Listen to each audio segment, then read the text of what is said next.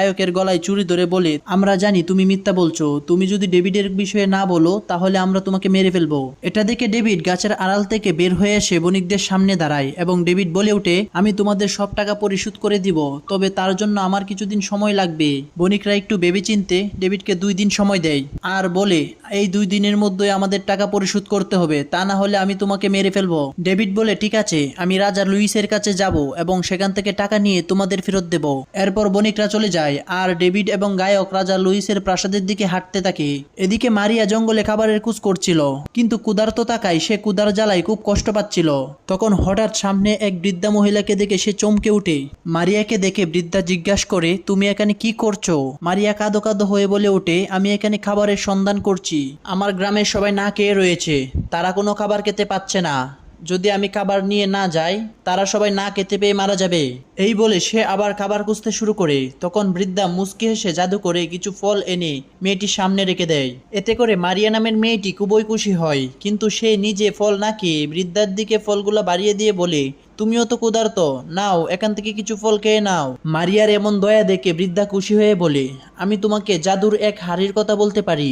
ওই হাড়িটি সবসময় দই দিয়ে পরিপূর্ণ থাকে। ওই হাড়ি থেকে তুমি যতই দই নাও না কেন, কখনো ওই হাড়ির দই শেষ হবে না। কিন্তু মারিয়া একথা বিশ্বাস করে না। সে বলল, তুমি কি আমার সাথে মজা করছো? একথা শুনে বৃদ্ধা একটু রেগে গিয়ে বলল, আমি কেন তোমার সাথে মজা করব? এই বলে বৃদ্ধা মহিলাটি হাওয়ায় মিলিয়ে গেল। এই দেখে মারিয়া আশ্চর্য হয়ে যায় এবং কিছুটা ভয়ও পায়।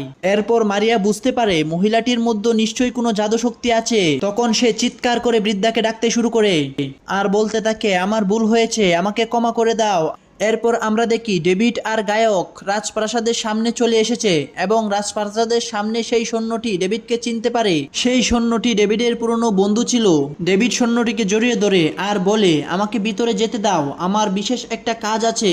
তখন ডেভিডের বন্ধু তাকে রাজপ্রাসাদের ভিতরে যেতে দেয় আর গায়কও তার সাথে চুপচাপ ঢুকে যায়। এরপর আমরা দেখি মারিয়া জঙ্গলে সেই বুড়িকে খুঁজতে খুঁজতে একটা পাহাড়ের সামনে চলে আসে। তখন পাহাড়ের কাছে সেই রহস্যময় বুড়িকে দেখতে পায়। বুড়িকে মারিয়া হাড়ি সম্পর্কে জিজ্ঞাসা করলে বুড়ি বলে, বহু বছর আগেই আমি সেই হাড়িটি ধ্বংস করে ফেলেছিলাম, কারণ মানুষ তার লোভের কারণে হাড়িটির অপব্যবহার করছিল, তাই আমি সেই হাড়িটি নষ্ট করতে বাধ্য হয়েছিলাম। কিন্তু তুমি যদি এখন এই হাড়িটি জোড়া লাগাতে চাও তাহলে একটি পরীক্ষা দিতে হবে।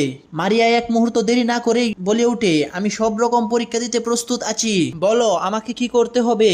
তখন বুড়ি মুচকি হেসে বলে, তোমার হাতে সময় আছে, ভালোভাবে ভেবে বলো। একথা বলে বুড়ি আবার দোয়ায় মিলিয়ে যায়। এরপর আমরা দেখি রাজা লুইস রাজপ্রাসাদে বসে খাবার খেতে ব্যস্ত। রাজার চারদিকে রাজকীয় খাবার। এমন সময় দরজার সামনে হাজির হয় ডেভিডকে দেখে রাজা লুইস হেসে বলে,